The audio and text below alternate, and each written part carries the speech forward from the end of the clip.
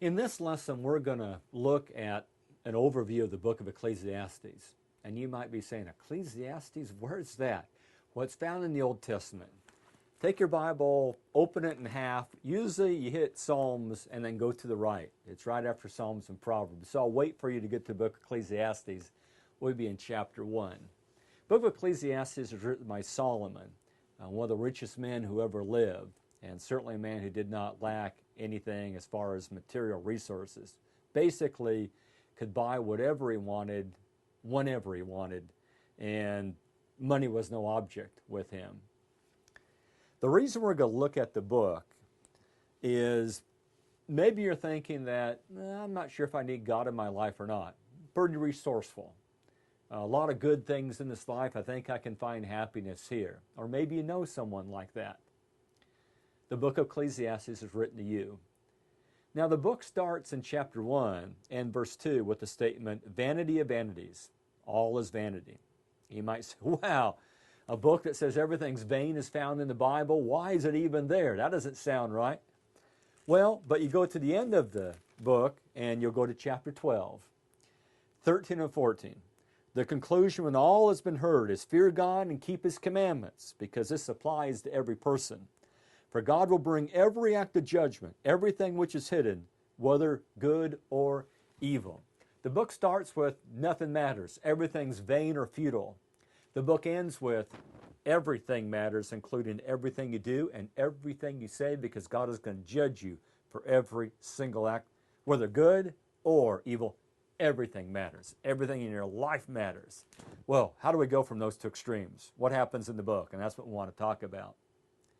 Now, back to chapter 1. When chapter 1 says that all is vanity, it is though it's somewhat governed though. It's put in a certain context. It says in verse 3, what advantage does a man have in all his work which he does? And the key expression, this expression is going to come up a lot in the book of Ecclesiastes. And that is the statement, under the sun. What the writer is saying is, if you take reality at just what's above the earth, and say reality is nothing more than our planet and the physical solar system that surrounds it, and that's reality, and we're not going to think of anything beyond that. That is, we're not going to think of eternity or God or any sort of spirit world. All reality is the physical.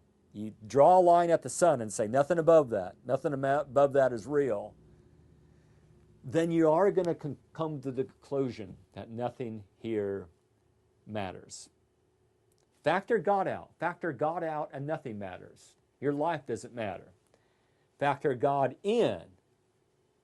All of a sudden, you matter and your life matters. I hope you understand that. I hope you understand that if you factor God out, that means you have no value. There's no judgment day. There's no rewards. There's no one that ever says you lived a good or bad life. No one's ever punished, but no one's ever rewarded either. So there's really no such thing as sin or evil. And at the end of the day, the sweetest, most innocent child ends up in the same place as a man like Hitler. You don't matter. You have no value if there's no God. If there is a God, then all of a sudden you're a man or woman created in His image and someone that Jesus died for, and you have a soul that Jesus says is more valuable than all that the universe contains. Matthew 16, about verse 26. You have immense value if and only if there's a God. The writer of the book of Ecclesiastes, Solomon, basically helps us, prevents us, or is trying to prevent us from making the same mistakes he did as far as where do you find meaning, fulfillment, purpose, and happiness in life. In chapter 1, he warns us that this world's like a treadmill. He talks about the rivers flow into the sea, yet the sea is not full. To the place where the rivers flow, there they flow again. The water vapor evaporation cycle. But it's a treadmill. He talks about the wind, that the wind is even on a course. Verse 6, even the sun isn't free. It's on a daily routine. Also, he says in verses 9 and 10, 11 that there's really nothing new in this world as far as concepts and things like that. We see that especially in fashion. People think that a certain style of pants or hairdo is the latest thing, and someone points out, well, I was wearing that in high school 30 years ago. So there truly is nothing new under the sun. Someone makes a movie, and 30 years later they recycle the movie, they give it another name, but it's the same plot, same story. So we're on a treadmill. One generation comes and one generation comes, and things just cycle under the sun. Chapter 2. Chapter 2 I would call the different rabbit trails that people go down to that are dead ends. Solomon tried them. Now the warning here is, Solomon had unlimited resources. He could buy anything he wanted. No matter how much it cost, he could buy it. And he's going to describe some of the things that he did. He says in verse 4, I enlarged my works, I built houses for myself, I planted vineyards for myself, I made gardens and parks for myself, I planted in them all kinds of fruit trees, I made ponds of water for myself, I bought male and female slaves, I possessed flocks and herds larger than all who preceded me in Jerusalem. I collected, verse 8, silver and gold and treasures of kings and provinces. I provided for myself male and female singers, and the pleasures of men, many concubines. I became great, increased more than all who preceded me in Jerusalem. Now, he's not recommending that we do this. He's just saying here's what he did in life that he found to be a dead end. Because he's going to say in verse 11, after it's all over, after he's built everything he's wanted to build, he's done all his building projects, he's expanded his house, he's got his parks and gardens, he's done all his landscaping projects, and it's all done. It's perfect. Solomon was not only wealthy but wise. When he did things, he did it right. So it was done the right way the first time. He says, thus I considered all my activities which my hands had done and the labor which I had exerted, and behold, all was vanity and striving after wind. There was no profit under the sun. He said it was all empty. He says this. He said it didn't make me happy. Didn't fill up my soul. Didn't give me what I needed for as far as satisfaction and fulfillment. It was fun at the time, but the satisfaction did not last. Now, right now, if you're thinking like, well, maybe I could do it better. I mean, come on. Here's a guy who didn't need credit cards for anything. He just pulled out the cash and bought it. He didn't spend his time dreaming about a piece of property. He bought about the piece of property. He didn't think, well, one of these days I'm going to own that. He owned it. He had basically everything that a person could want as far as of earthly delights. And he wasn't happy. Now there's this myth in the world that, you know, a lot of people probably run into, say, well, if I won the lottery and got millions of dollars, boy, I would really be happy then. And people saying things like, well, if I just had a bigger house or a bigger car, and sometimes teenagers will say, if I just had a girlfriend or a boyfriend, I would be happy. And that's a myth. That's a myth. Happiness is not found in possessions or things or even people. We will find in chapter 2, a little farther here in verse 24 and 25. I'm going to get verse 25. Who can eat and who can have enjoyment without him? That's what Solomon's going to reinforce. You may have everything in the world as far as earthly possessions and relationships are concerned, but if you don't have God, you're never going to be happy. You might have very little, but if you have God, you'll find happiness. In verse 26, we have two choices. It says that to the person who is good in his sight, he is given wisdom, knowledge, joy. While to the sinner, he is given the task of gathering and collecting. All right? What do you want your life to be all about? Do you want to find lasting joy, lasting happiness? Do you want to find wisdom and true knowledge?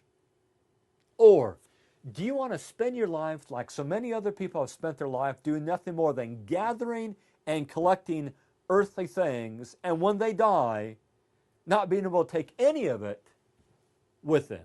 You want to be a gathering collector or find joy, wisdom, and knowledge? Choice is yours. Now let's look at some specific things. The first thing I will look at is like a job or a career. Some people throw themselves into a job or a career thinking that's what's going to make me happy.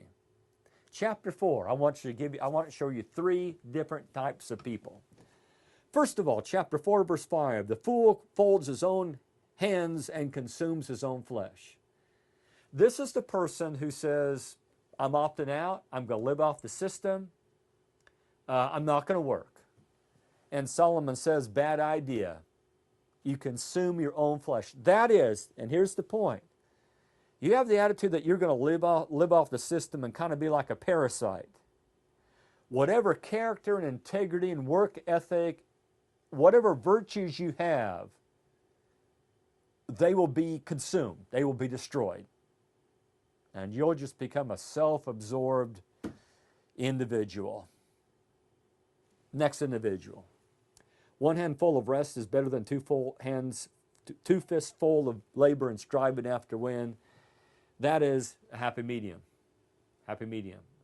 I like the idea that maybe you're listening to this video and you're like a workaholic type of person. You just go, go, go, go, go. And you think, I'm not happy. And God says, you know, I'm trying to give you something, but both your hands are full. You got to empty out one of your hands. No, don't give up your job and stop working totally. But you got to get your priorities right. You got to make some time for God. Now, and that's verse 8. There was a certain man without a dependent, having neither a son nor a brother, yet there was no end to all his labor. Indeed, his eyes were not satisfied with riches, and he never asked, for who am I depriving or laboring and depriving myself of pleasure? You've seen that person. Maybe they're your next door neighbor. Into their career. Go, go, go, go, go. They don't have time for their wife. They don't have time for their husband. They don't have time for their kids. Go, go, go. Work, work, work. Like Ebenezer Scrooge in the Christmas Carol. That's who that is. And they never ask themselves this question. Why am I doing this? First of all, I'm depriving myself a lot of pleasure. I work all the time. I don't have time for my mate. I don't have time for my kids. Or maybe I just don't have time for anybody. Maybe I don't have any friends. And they never ask themselves, what am I doing here? This isn't making me happy. But they have fooled themselves into thinking that maybe one day it will. Let's take a look at money.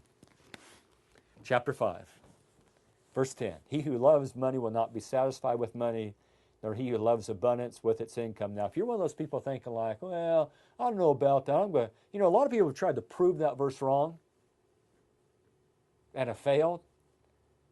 So many people, well, I would be happy with just a little bit more. And this verse says that's a myth.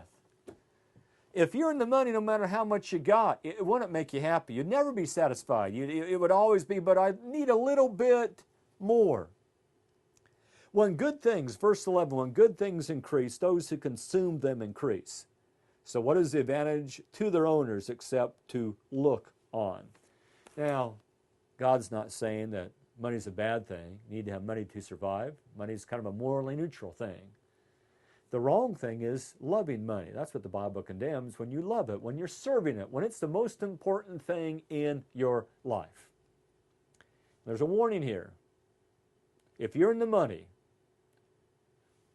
what you're going to find at the end of the day is disappointment and frustration, because it's never going to make you happy. The sooner you realize that, the better. Not only that, but verse 11 reminds us that, wealth makes life easier, but it also can bring some complications. Wealth is not the answer. Wealth is not your salvation. Wealth has some advantages and wealth has disadvantages. And some of the disadvantages are mentioned in verse 11. The more you have, the more you have to take care of, the more people you have to take care of your stuff. Now you need accountants and lawyers and gardeners and etc. and on and on. Now, you have more money, but you have bigger bills too. And he says, really, here's what the benefit is. The benefit is that you simply get to look at more than the next guy does. Now, maybe right now you're thinking about this. I've got clothes in my closet I haven't worn for a year or 5 years. I've got tools I haven't used for who know, you know, I don't know when the last time you used that tool. I mean, a lot of us have things in our house that we might never use. We look at it. We don't have time for it. We don't have time to use it. We look at it.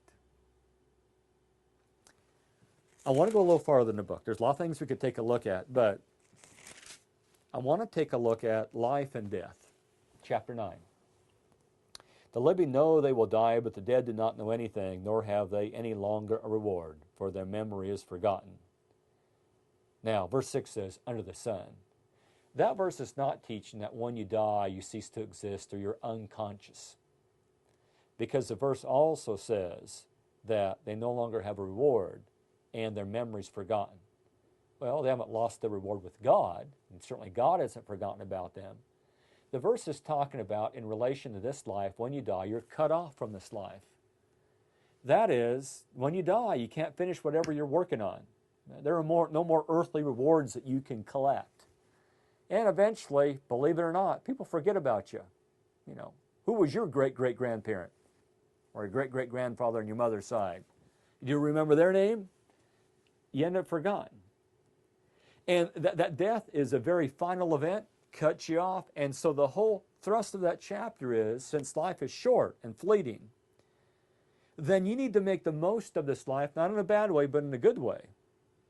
The best use of your time to serve God, serve others. So you have expressions like verse 9. Enjoy life with the woman whom you love all the days of your fleeting life. Make the most of your marriage. You're only married in this life. You're not married for eternity. How sad to squander that. I mean, that's just here in this lifetime. And this lifetime is about that long. How sad not to enjoy the relationship but make the most of the relationship. Verse 10 says, whatever your hand finds to do, verily do it with all your might. If there's something you want to do or get done, you better do it now. If there's someone you need to tell them you love them, you need to tell them now. You're not going to have forever to do that. Neither are you going to have an unlimited amount of time to get your life right with God or the study of the Bible. A lot of people kind of put it off one of these days. Well, I look on my calendar, and one of these days is not on the calendar. And then verse 11.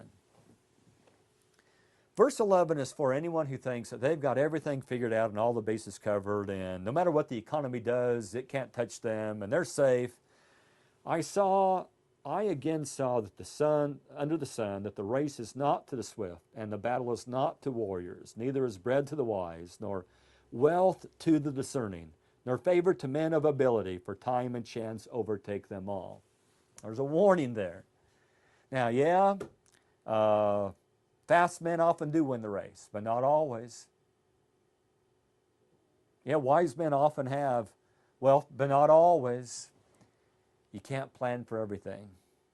That's why you need God in your life. You need God watching your back.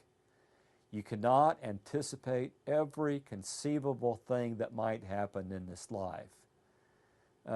You may think of yourself as a James Bond type of character, that you can anticipate everything and plan for everything. But James Bond is not even a real person. And there's no one really like that.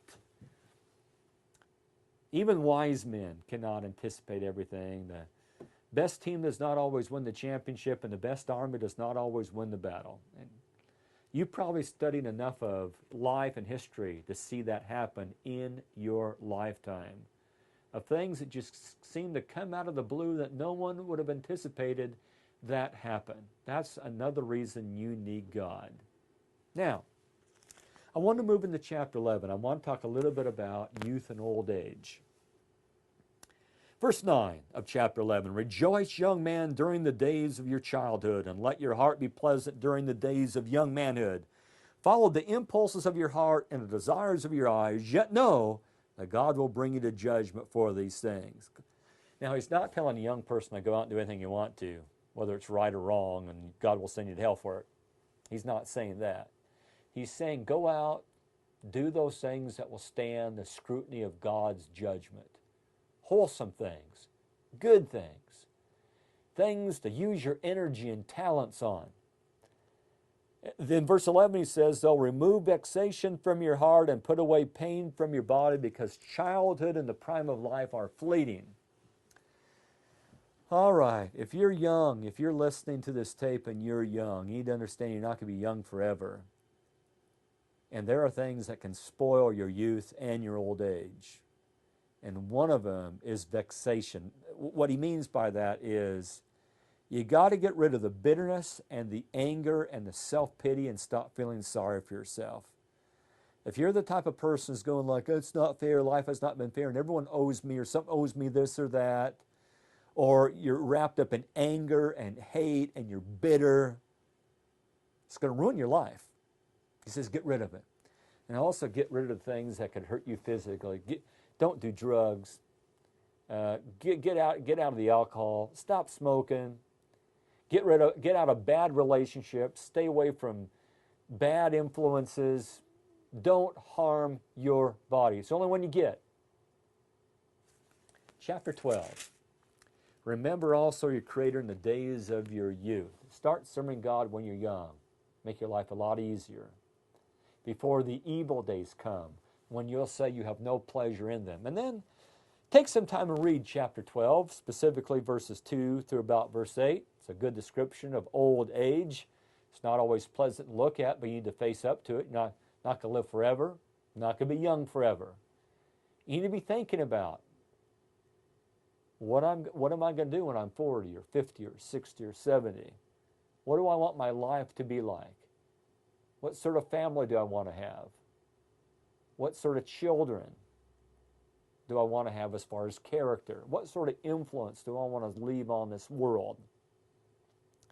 I want to end now with the book in chapter 12, and we'll look at a couple verses here. First of all, I want to look at verse 11. The words of wise men are like goads, like a long stick with a sharp end on it that you would use to kind of prod cattle to move a little quicker. Masters of these collections are like well-driven nails. They're given by one shepherd. And that's what this book is. This book is a collection written by wise men inspired by the Holy Spirit.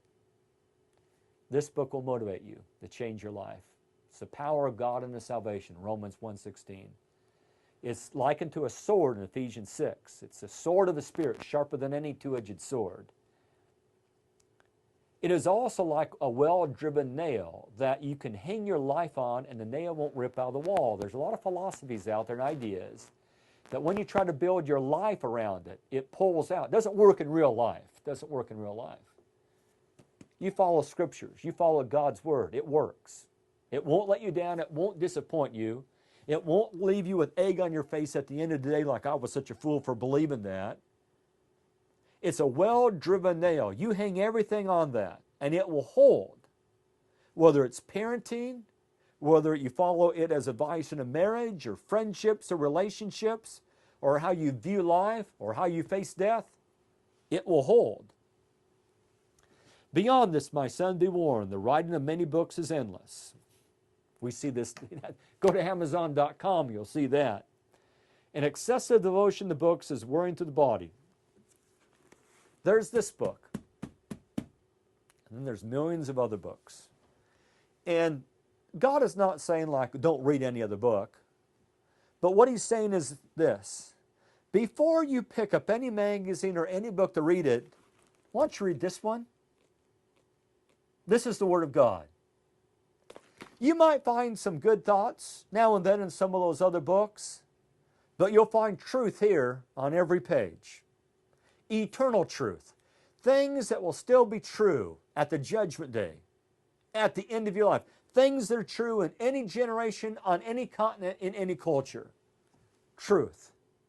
Make time for daily Bible reading and Bible study. The conclusion, when all has been heard, we read this verse before at the beginning of the lesson. Fear God, that means respect Him. Take Him seriously. Take Him seriously because He takes you seriously. He gave His Son to die for you. That's one reason you should take Him seriously, because He's serious about you and your salvation. Keep His commandments. Don't listen to anyone who says that you can make it to heaven without obeying God. That's not true. Because this applies to every person. It applies to you. It applies to anyone who ever picked up the Bible. It applies to anyone who's ever been born. This applies to. Now you may be thinking, I'm going to opt out. I'm going to opt out, and when I meet God one day, I'm just going to tell him I didn't want to play. That's not an option. That's not reality. You're born into this world, you're given a soul, you're accountable. Then verse 14, God will bring every act of judgment, everything which is hidden. You might think you got away with something, or are getting away with something, or that there's things that you've done or said that no one knows about. God knows about it. It's time to come clean. It's time to come clean and own up to those things. Not only that, but it gives you a chance to finally get rid of the guilt of that action or deed or words, to get relieved of that, to get forgiven of that. Not only that, but it says whether it's good or evil. Good or evil. You may do some great things in this life. You decide to become a Christian. You may do some wondrous things. You may not always be rewarded for it in this life. Don't worry about that. Don't fret about that. God will see to you that you're rewarded beyond your wildest dreams. Thank you.